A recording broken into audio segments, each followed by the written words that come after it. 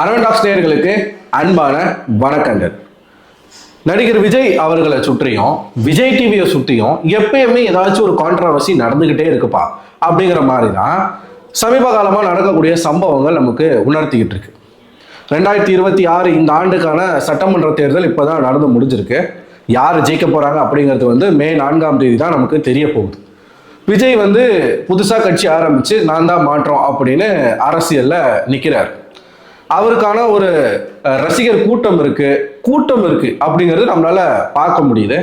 இவங்க இந்த தேர்தல் அன்னைக்கு பண்ண அக்கப்போர்லாம் நீங்க எடுத்து பார்த்தீங்க அப்படின்னா சமூக வலைதளங்களே இருக்கு. இன்னும் ஆட்சிக்கு வரல, இன்னும் எந்த விதமான அதிகாரத்தையும் அவங்க கைப்பற்றல. இப்பவே ரவுடிசம் பண்ண ஆரம்பிச்சிருக்கு டிவி கேபிளுடைய கும்பல். பல இடங்கள்ல, பல வாக்குச்சாவடிகள்ல, பல இடங்கள்ல டேபிள் போட்டு உட்கார்ந்த இடங்கள்ல ரவுடிசத்துல ஈடுபட்டிருக்காங்க தாவேகா தொண்டர்கள். அவர்கள் தொண்டர்கள் கிடையாது, ரசிக குஞ்சிகள். இது ஒரு பக்கம் இருக்க, இந்த பக்கம் நம்ம விஜய் அவர்கள் என்ன பண்ணியிருக்காரு அப்படின்னு பார்த்தீங்கன்னா, அவர் ஜெயிச்சிருவோம், 100 விழுக்காடு நம்ம தான் ஜெயிக்க போறோம் அப்படிங்கிற ஒருத்தனுக்கு நம்பிக்கை இருக்கலாம். இந்த அளவுக்கு நம்பிக்கை இருக்கிறது எனக்கு எப்படின்னு புரியல. உட்காந்து தன்னுடைய அரசவை அமைக்கப்படும் பொழுது அமைச்சர்கள் பட்டியல், யாரெல்லாம் அமைச்சர்களா இருக்க போறாங்க அப்படிங்கிற ஒரு பட்டியலை இப்பவே விட்டுருக்காப்புல விஜய் அவர்கள். இது ஒரு பக்கம் ஒரு காமெடி. நான் ஏன் விஜயையும் திவாகரையும் கம்பேர் பண்றேன் அப்படின்னு பாத்தீங்கன்னா, விஜய் டிவியில பிக் பாஸ் நிகழ்ச்சிக்குள்ள நம்ம போயிட்டோம் அப்படிங்கிற ஒரே காரணத்தினால திவாகர் தன்னுடைய மனசுக்குள்ள எந்த அளவுக்கு தன்னை பத்தி பெருமையா நினைச்சுக்கிட்டு இருக்காரோ, அதே மாதிரி நான் அரசியலுக்கு வந்துட்டாலே தமிழ்நாட்டு மக்கள் எல்லாரும் எனக்கு வாக்களிச்சு என்னை ஜெயிக்க வச்சிருவாங்க. அது சரி, அவருக்கு இந்த அளவுக்கு நம்பிக்கை இருக்கிறதுக்கான காரணம் இந்த முட்டாள் ரசிகர் கூட்டம். ஒருத்தெல்லாம் 2 கிலோமீட்டர் சாக்கடை தண்ணியில நீந்து வந்திருக்கான். எதுக்குடா சாக்கடை தண்ணியில நீந்து வந்த அப்படின்னு கேட்டா தளபதியை பார்க்கணும் அப்படின்றான். இப்படி பல தற்கூறிகள் தாவேக்களை சுற்றி திரியறது நமக்கு ஆச்சரியம் கிடையாது. இதனால தான் விஜய் தன்னை ரொம்ப சுப்பீரியரா நினைச்சுக்கிட்டு இருக்காரு. சரியா? விஜய் சுற்றி வரக்கூடிய கான்ட்ரவர்சி என்னன்னா, இப்ப ரீசெண்டா அமைச்சரவை பட்டியல் ஒன்று விட்டுருக்காப்ல.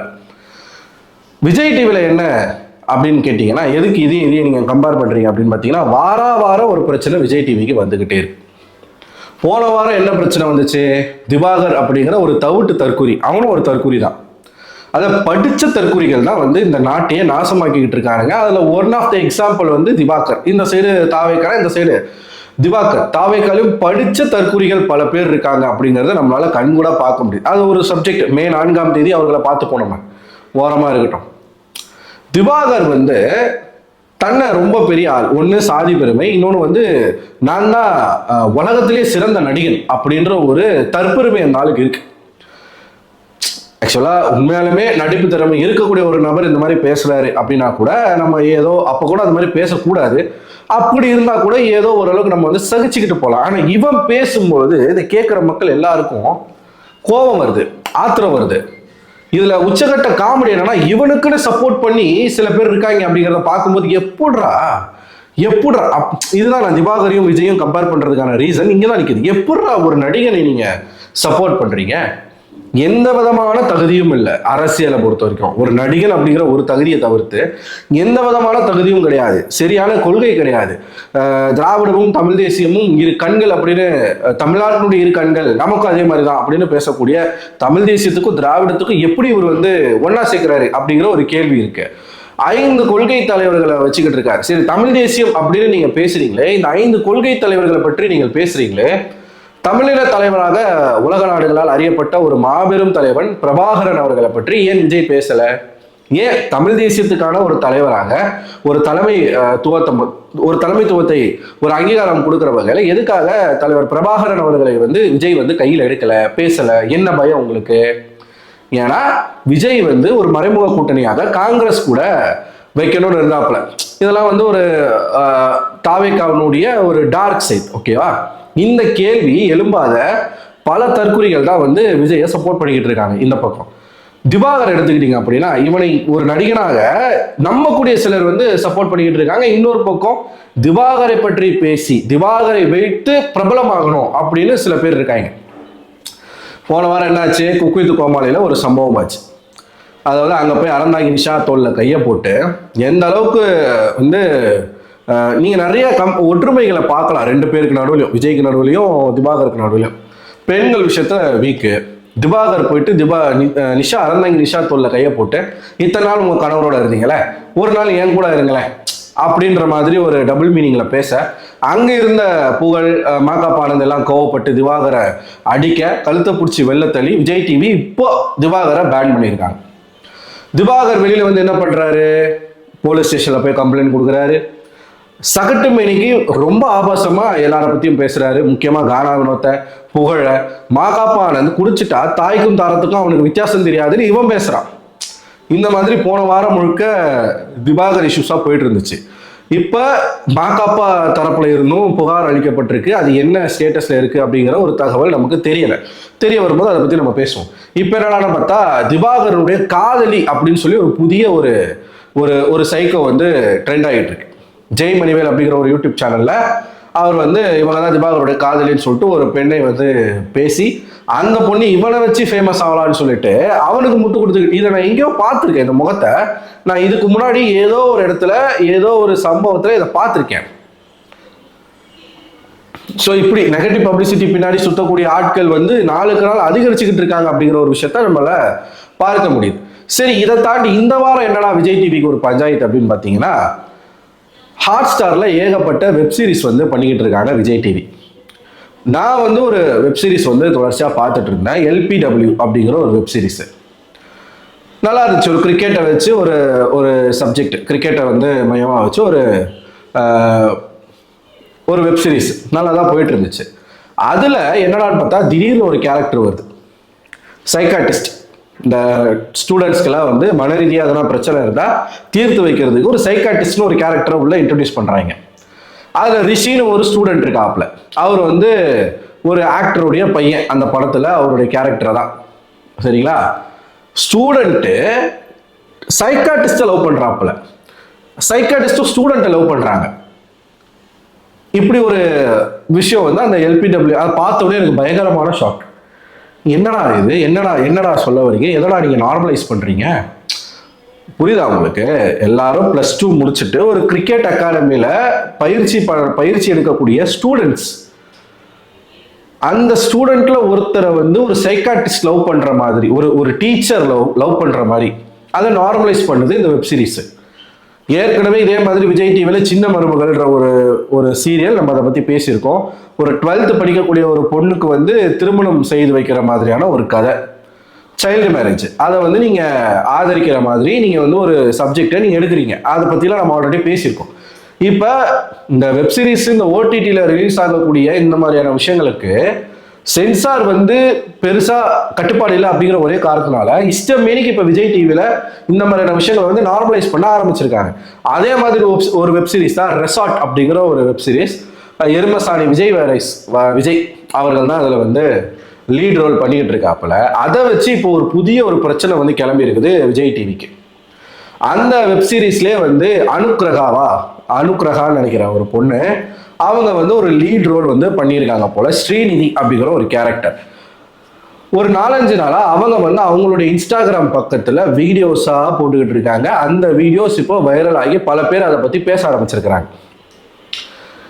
கேஸ்டிங் அப்படிங்கிற பேர்ல சினிமா இண்டஸ்ட்ரியில நடக்கக்கூடிய ஸ்கேம் பத்தி பலருக்கும் தெரியும். இது சினிமால மட்டும் இல்ல, டிவி சேனல்ஸ்லயுமே அதிகப்படியாக நடக்குது அப்படிங்கிறதுக்கான ஒரு சாட்சியமாகத்தான் இன்னைக்கு இந்த அனுகிரகா அப்படிங்கிற அந்த பொண்ணு வந்து பேர் கரெக்டாக தான் சொல்றேன்னு நினைக்கிறேன். அந்த பொண்ணு வந்து இப்போ பேசிக்கிட்டு இருக்காங்க. அதாவது இவங்க ஒரு இன்ஸ்டா செலிபிரிட்டி, ஒரு மலையாள பெண், கேரளாவை சேர்ந்த ஒரு பெண். இவங்களை வந்து அந்த வெப்சீரிஸ்க்கு, ரெசார்ட் அப்படிங்கிற அந்த வெப்சீரிஸ்க்கு வந்து ஆடிஷன் எடுத்திருக்கிறாங்க. இந்த சப்ஜெக்டை ஸ்டோரியா எழுதுறதே வந்து விஜய் தான் போல இருக்கு. எருமசாணி டீம் தான் வந்து இதை ஸ்டோரி எல்லாமே பண்றாங்க போல இருக்கு. இவங்களுக்கு ஒரு லீட் ரோல் தர அப்படிங்கிற ஒரு பேர்ல 1 year அக்ரிமெண்ட் போட்டு இந்த வெப்சீரிஸ்க்கு வந்து எடுத்திருக்கிறாங்க. அக்ரிமெண்ட் போட்டு இந்த 1 yearல இந்த பொண்ணுக்கு வந்து பெருசா வந்து அதாவது ஷூட்டிங் டேட்ஸ் கொடுக்கல அப்படின்ற ஒரு குற்றச்சாட்டும், இது வரைக்கும் நான் நடிச்ச அந்த நாட்களுக்கான சம்பளம் கூட எனக்கு கொடுக்கல அப்படிங்கிற ஒரு குற்றச்சாட்டையும் வச்சிருக்காங்க.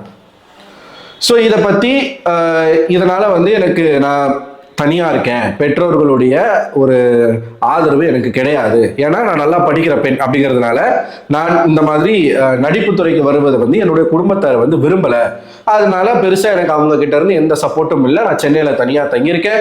என்னுடைய அன்றாட செலவுக்கு கூட என்கிட்ட காசு கிடையாது. 3 மாசமா நான் வந்து சரியா சாப்பிடல, சரியா தூங்கல. சம்பளத்தை பத்தி கேட்டா எனக்கு பெருசா ரெஸ்பான்ஸ் இல்லை.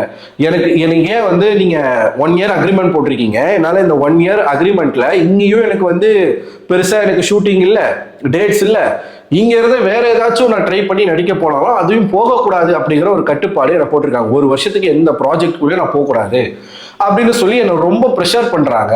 இதுக்கு பின்னாடி இருக்கிறது விஜய் அவர்கள் தான் அப்படிங்கிற ஒரு குற்றச்சாட்டை வைக்கிறாங்க.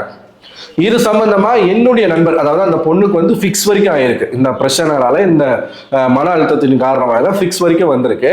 இதன் காரணமா இந்த அனுக்கிரகா அப்படிங்கிற அந்த பெண்ணினுடைய நண்பர், ஆண் நண்பர், ஒருத்தர் ஃப்ரெண்டு, அப்படிதான் இவங்க சொல்றாங்க, ஃப்ரெண்டு, அவங்க வந்து இது சம்பந்தமா விஜய் கிட்ட பேச முயற்சி செய்யும் பொழுது விஜயினுடைய மனைவி யாருன்னு நம்ம எல்லாருக்கும் தெரியும். அவங்களும் ஒரு இன்ஸ்டாகிராம் செலிபிரிட்டி, நட்சத்திரா அப்படிங்கிற ஒரு பெண். அந்த எருமசாணியில நடிச்சு 2 பேருக்கும் லவ் ஆகி அவங்களும் கேரளாவை சேர்ந்த ஒரு பெண் தான்.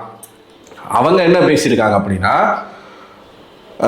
பேசாத வந்து இந்த பேசுறாரு இல்லையா அந்த ஃப்ரெண்டு, நீ வேணா அவளை கல்யாணம் பண்ணிட்டு உன் கூட வச்சுக்கோ, அப்படி இல்லைன்னா மூடிக்கிட்டு வந்து கொடுக்குற கேரக்டர்ல நடிக்க சொல்லடா மயிறு அப்படிங்கிற ஒரு வார்த்தையை அந்த நட்சத்திரா பயன்படுத்துறதாக இந்த அனுக்கிரகா வந்து சொல்றாங்க.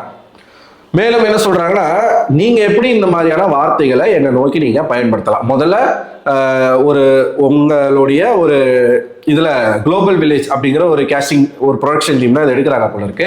இதுக்கும் விஜய்க்கும் என்ன கனெக்ஷன் அப்படிங்கிறது தெரியல.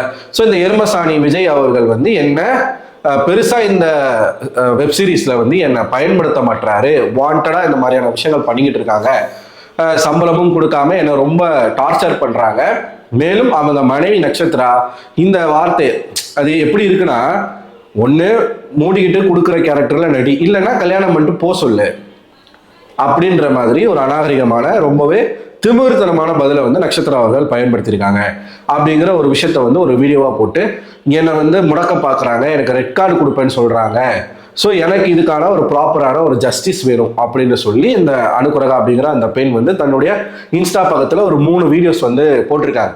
அதோட சேர்த்து இந்த முதல் வீடியோ போட்ட பிறகு எனக்கு பலவிதமான த்ரெட்ஸ் வருது, எனக்கு நிறைய வந்து ஃபோன் பண்ணி மிரட்டல்கள் கொடுத்துக்கிட்டு இருக்காங்க, என்னை அபியூஸ் பண்றாங்க, ஹராஸ்மெண்ட் பண்றாங்க அப்படிங்கிற ஒரு குற்றச்சாட்டையும் வச்சிருக்கிறாங்க அனுக்கிரகா அப்படிங்கிற அந்த பெண்.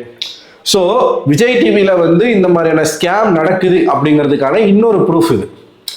இப்போ இந்த வெப் சீரிஸ்ல இந்த பொண்ணு வந்து ஒரு லீட் ரோல் பண்றாங்க போல இருக்கு. அந்த பொண்ணு ஷைன் ஆயிடக்கூடாது அப்படிங்கிற ஒரு காரணத்தினாலவே அந்த பொண்ணை வந்து ரொம்ப சப்ரஸ் பண்றாங்க அப்படின்ற ஒரு குற்றச்சாட்டு தான் வைக்கிறாங்க. இதுக்கு முழு பின்னணியில இருக்கிறது வந்து எருமசாணி விஜய் அவர்கள் அப்படிங்கிற ஒரு குற்றச்சாட்டை இந்த பெண் வைக்கிறாங்க.